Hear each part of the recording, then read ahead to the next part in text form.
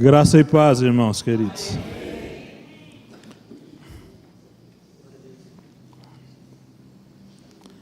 Abra aí a sua Bíblia no livro do profeta Abacuque.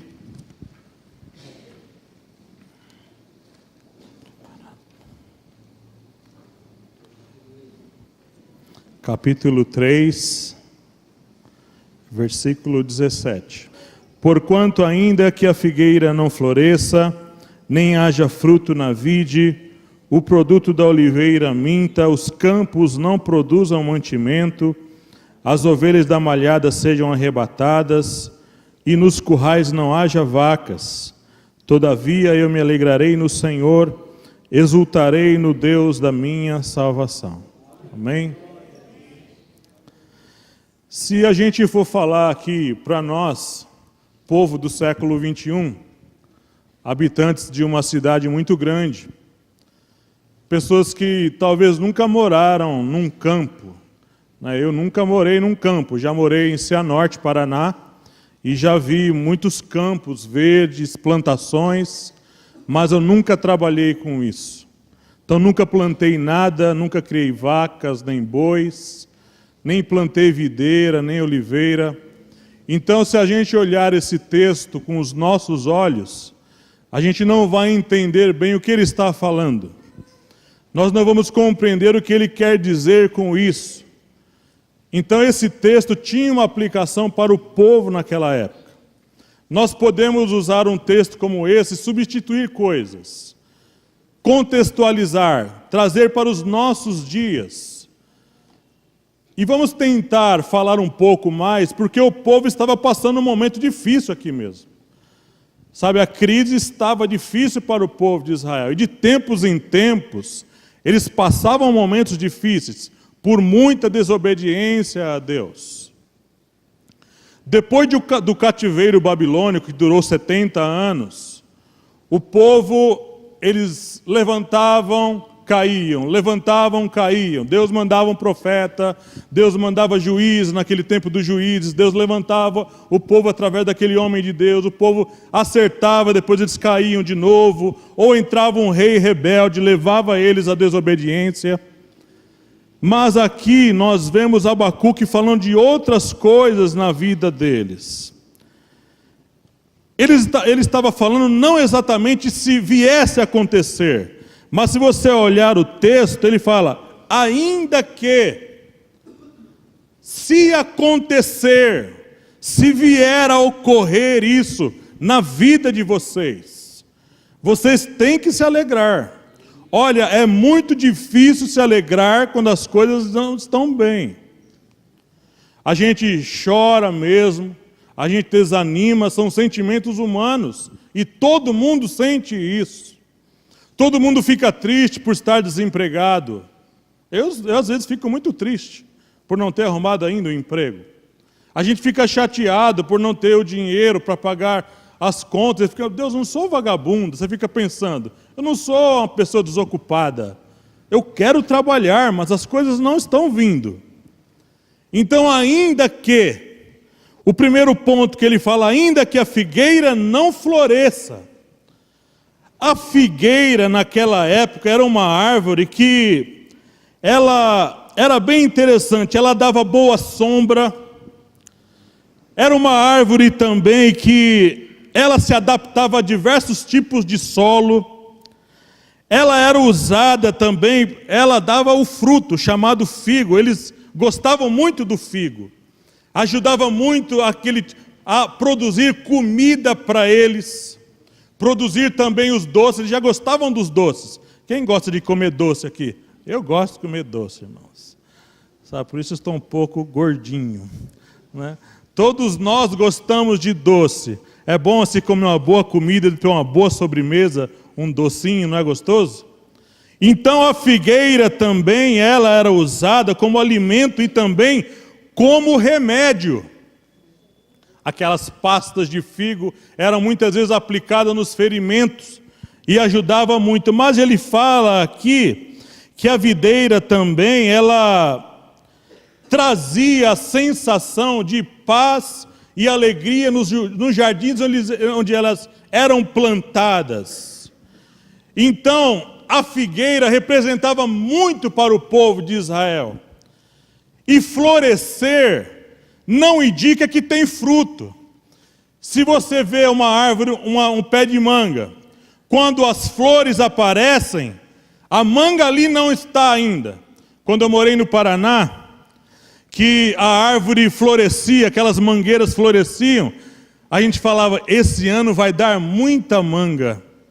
Mas aí acontecia que o tempo vinha e as mangas não apareciam, só as flores.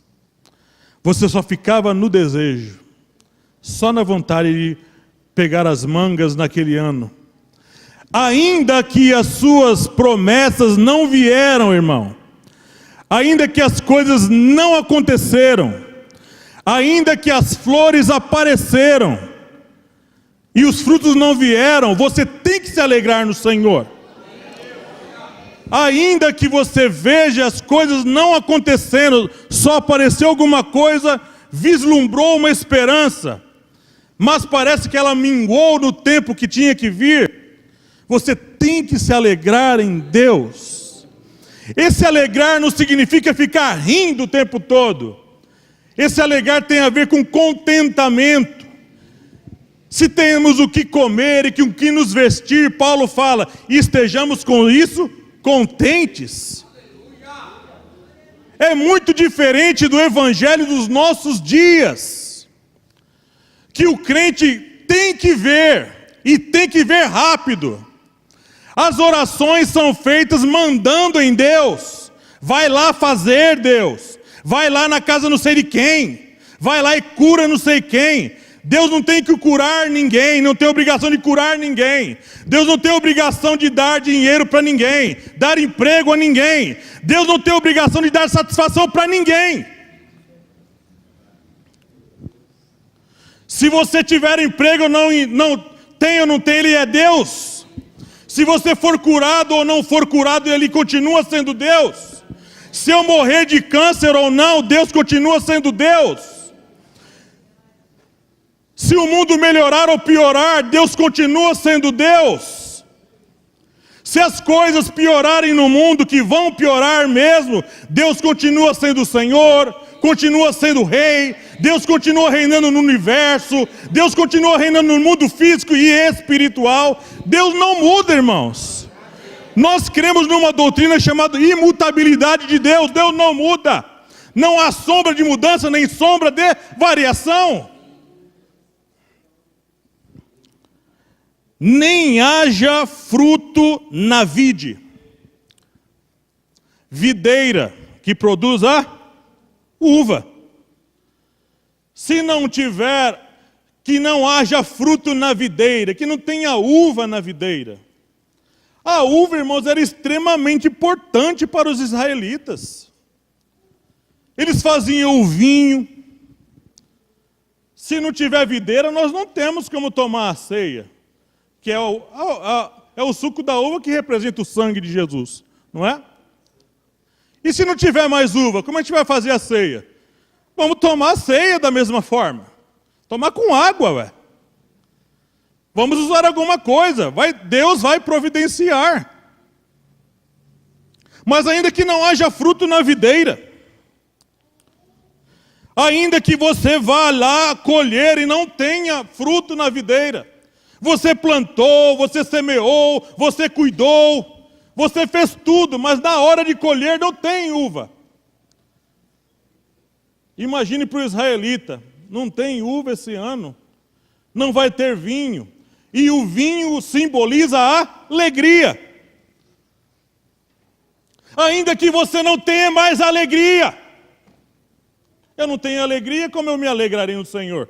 Você vai se alegrar pela fé, irmão. Às vezes nós visitamos algumas pessoas que estão muito doentes. Fala, vou lá dar uma palavra de fé para ele, né, para animar ele. Irmão, você chega lá, o irmão que evangeliza você. Você chega lá, ele que levanta, você chega lá tão murcho, tão para baixo, tão cheio de problemas. E o irmão está doente, de cama, com o quadro é propício para se entristecer, desanimar, ficar para baixo, mas ele tem, sabe, um vinho na vida dele. Ele tem um vinho novo, uma alegria de Deus. Ele não está colhendo os frutos, não está vendo as uvas, mas está alegre.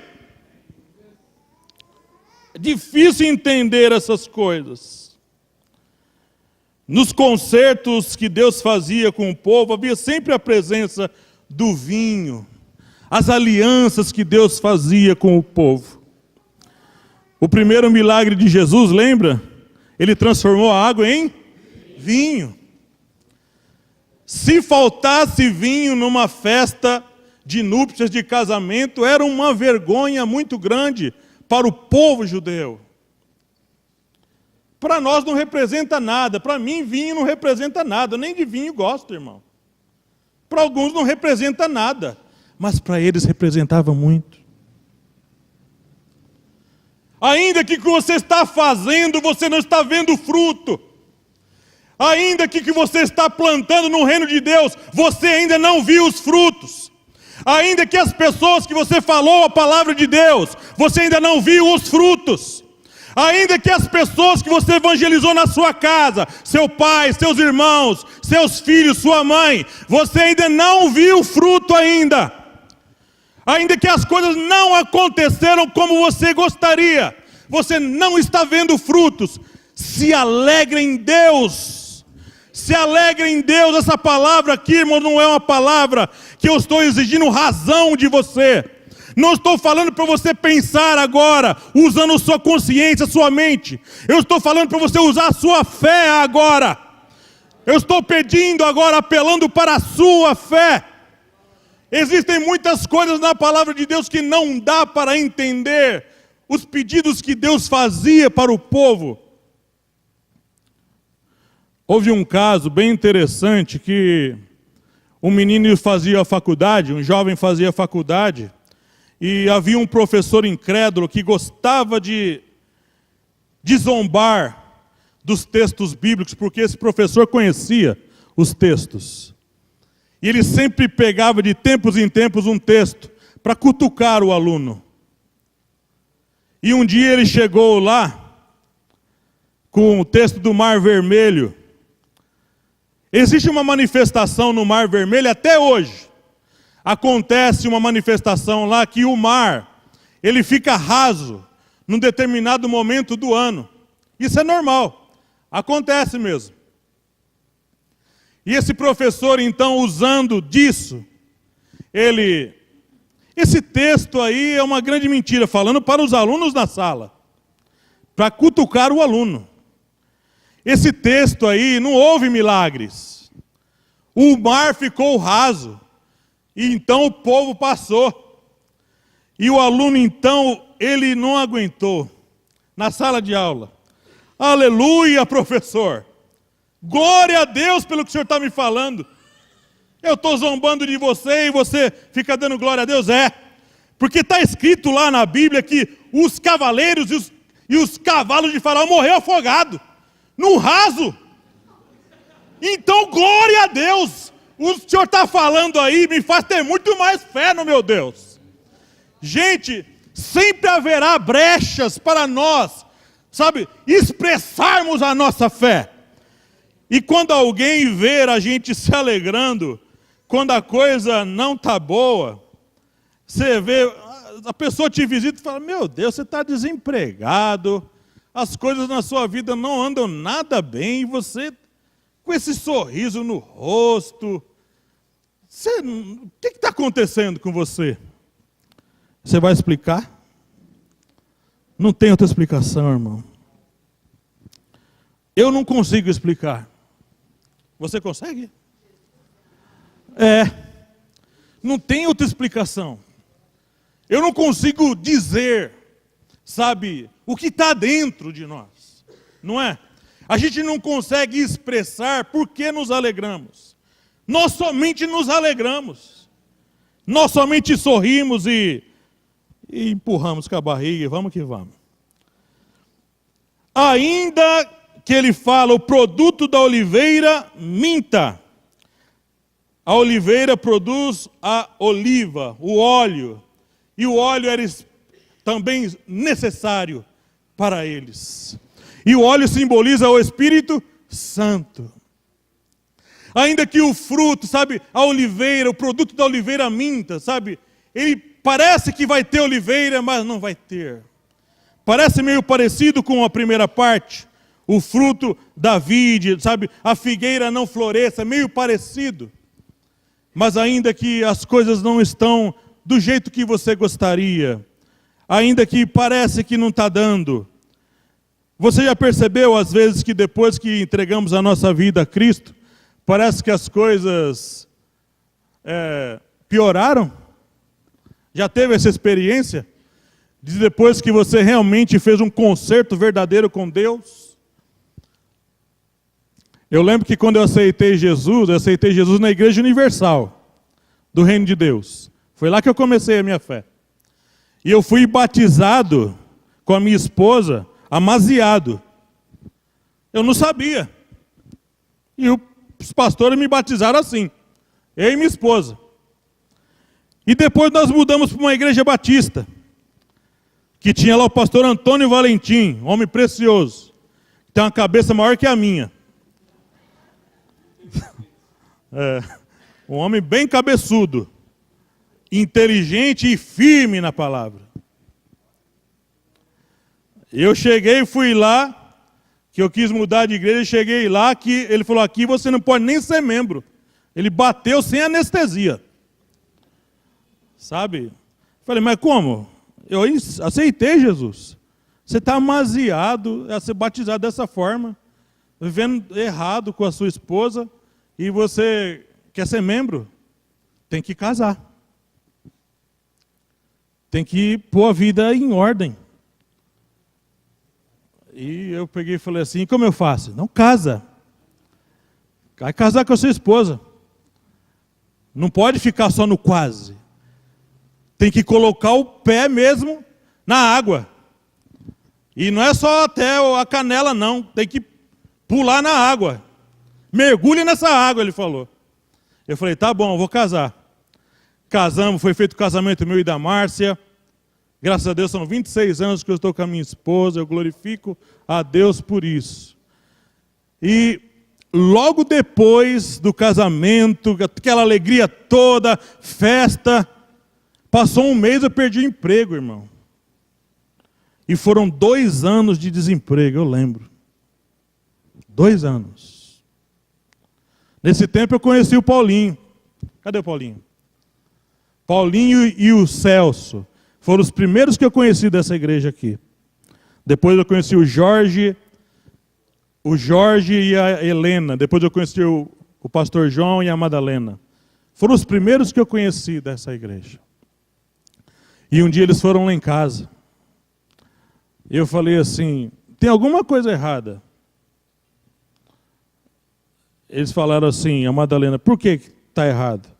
Eu consertei a minha vida com Deus, né? Eu não estava casado, casei, pus as coisas em ordem, né? Sabe, estou buscando a Deus, trabalhando na igreja e parece que está dando tudo errado. Eu fiz um concerto, Deus não tem que me abençoar agora? O óleo não tem que descer na minha vida agora, eu pensava. A prosperidade não tem que vir para a minha vida, eu fiz as coisas certas agora. Não fazia mais a corrente dos 70, nem dos 18, nem na corrente do sal, nem do alho, e seja lá o que for. E aí o pastor João, lembro que ele não era pastor nessa época, ele é muito simples aquele pastor, né?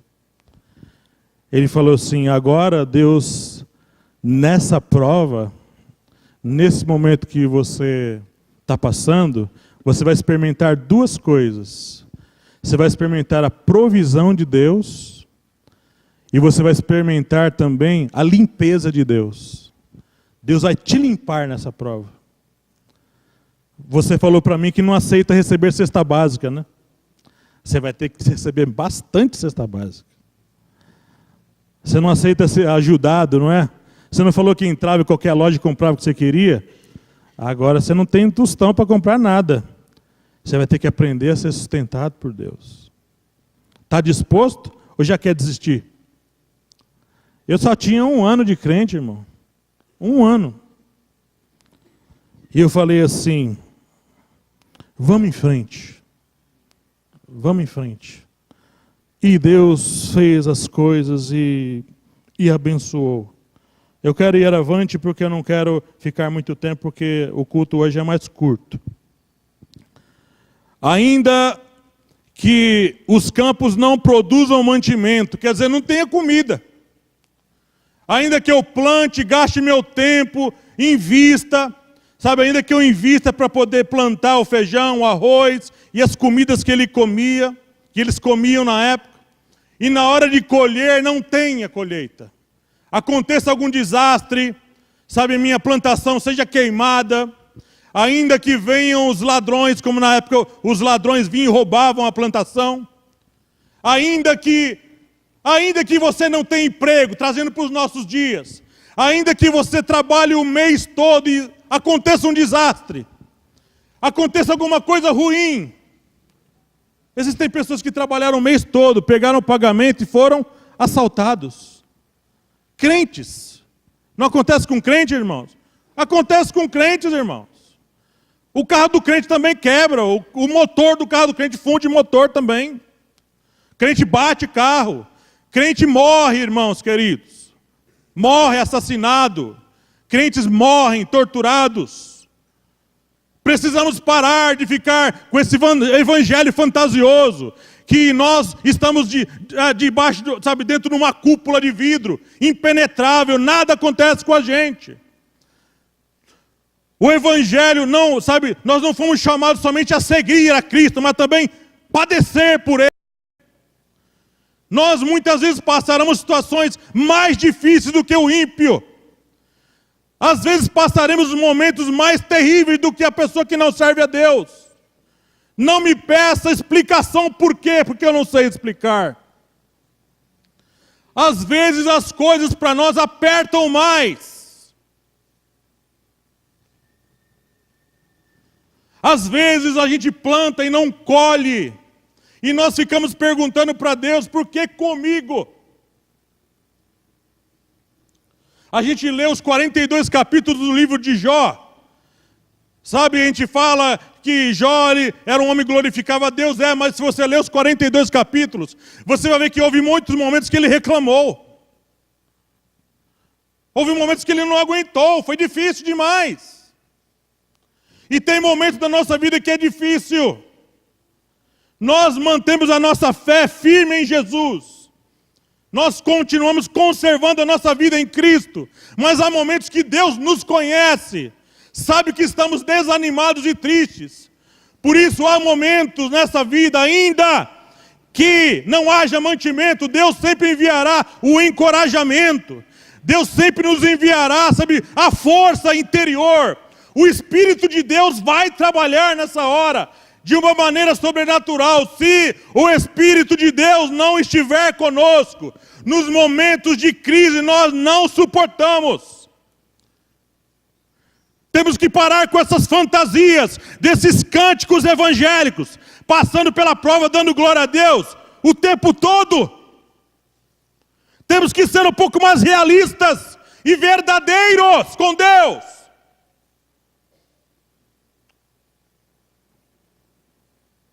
Elias sofreu naquela caverna. A mulher bateu o pé e correu. Jesus fez uma oração: se for possível, passe de mim esse cálice. Ele chorou e as lágrimas se tornaram em sangue. Diz que para aquilo acontecer, tem que ser muito sofrimento, muita aflição da alma. Agonia terrível. Agonia de ver o pai virando as costas para ele na cruz. Deus meu, por que me desamparaste? E eu, irmãos, um baiano do sertão lá da Bahia, que nem o nosso querido Nilton, não vou desanimar. Então é pela fé que eu tenho que me alegrar. Não existe outra forma. E eu quero finalizar essa parte aqui, ó. As ovelhas da malhada sejam arrebatadas. É bem interessante isso aqui. As ovelhas malhadas, elas eram colocadas geralmente em volta das brancas. E elas eram colocadas em grande quantidade. Davi pastoreava, sabe, as ovelhas, mas ele cuidava muito bem das malhadas.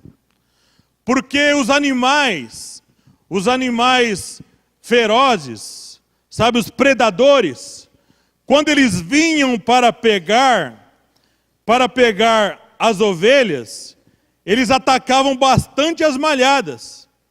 Porque se as malhadas, que tinham um preço comercial muito grande, fossem destruídas, as brancas eram indefesas, fracas. Ainda que as ovelhas malhadas sejam arrebatadas, o povo procurava, os ladrões procuravam roubar mais as malhadas, porque eram mais caras para vender. E as brancas, irmãos, geralmente ovelhas brancas são associadas à pureza, aos crentes. Os crentes, irmãos, são ovelhas, não são bodes. O verdadeiro crente é uma ovelha. Então, se tem alguém te chamando de bode, você não deve aceitar, ou você deve pensar qual tem sido o seu comportamento para você ser chamado de bode. A ovelha não grita. A ovelha geralmente não reclama. A ovelha, ela é simples e humilde. Não reage. Você não vê geralmente ovelhas o tempo todo. Isso é bode que faz isso. Mas as malhadas, elas eram muito visadas. Elas serviam de proteção. Aí vem uma grande aplicação aqui. Ainda que você não se sinta protegido pelos homens, ainda que você não se sinta guardado pelo sistema desse mundo, você tem que se alegrar em Deus.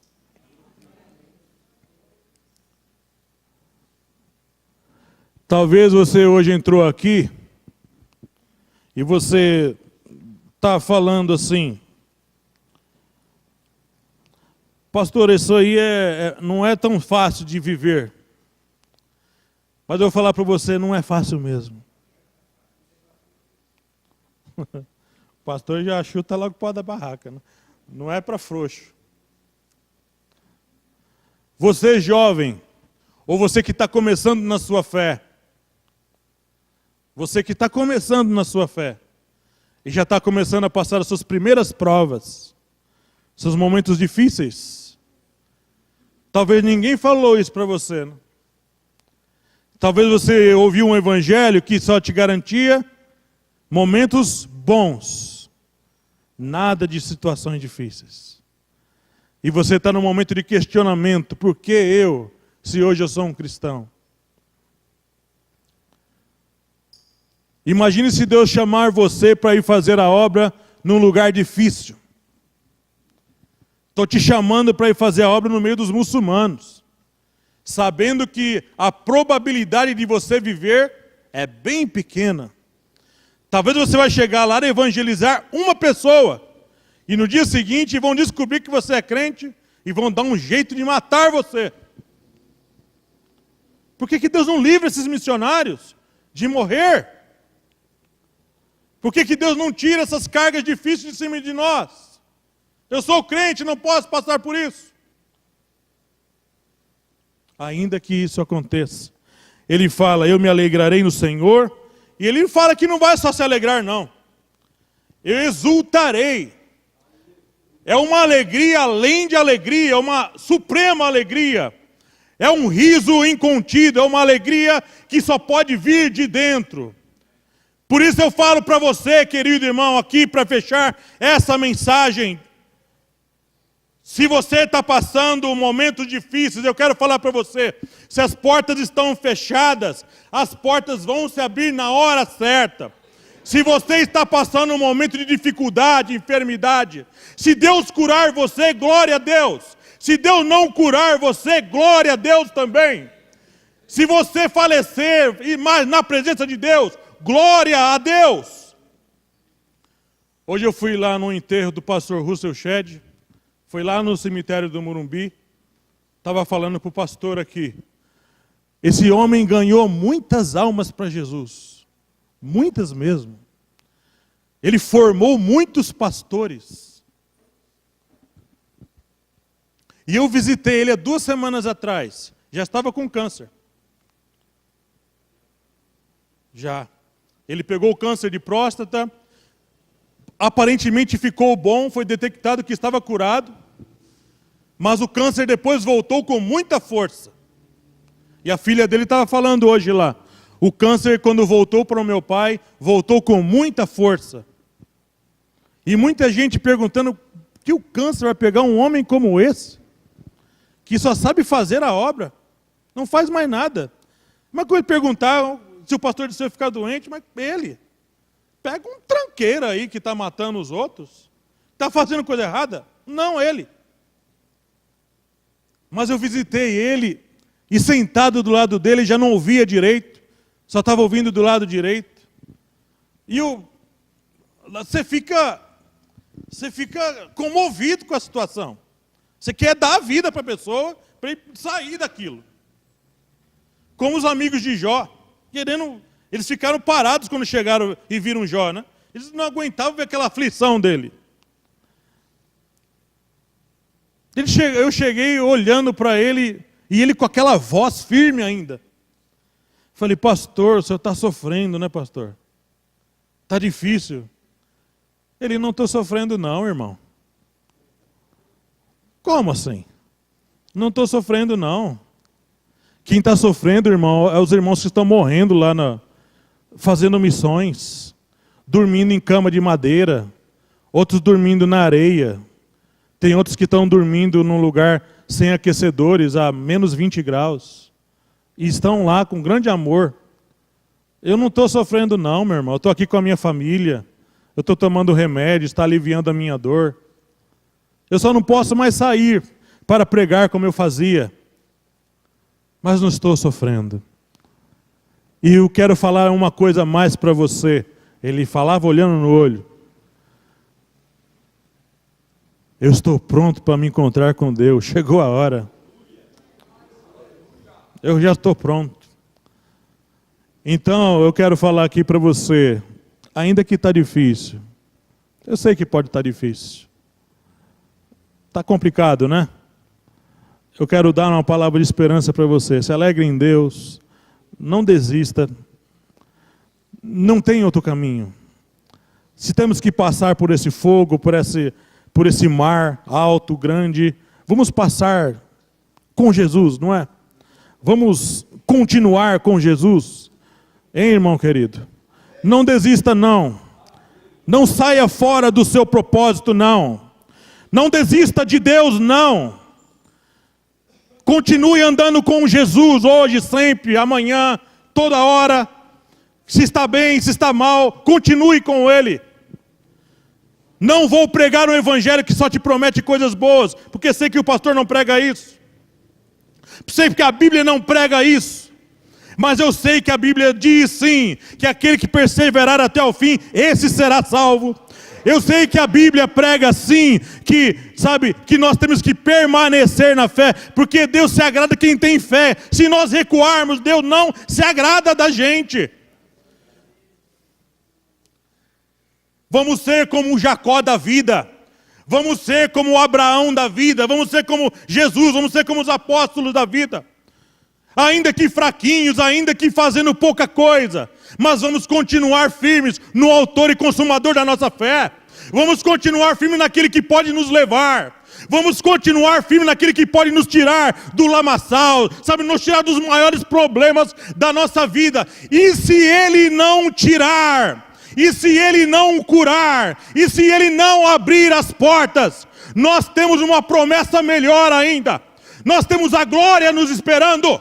Nós temos a eternidade com Deus nos esperando. Nós temos uma coisa muito melhor. E você quer saber? Eu vou falar uma coisa aqui para você. Para o crente, a melhor coisa é morrer em Cristo. Para o crente, a melhor coisa é morrer, irmão querido.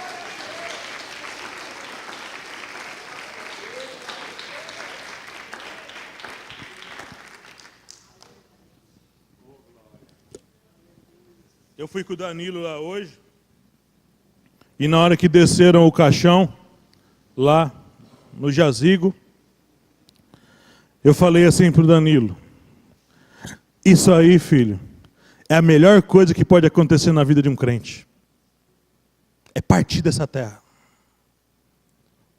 É partir.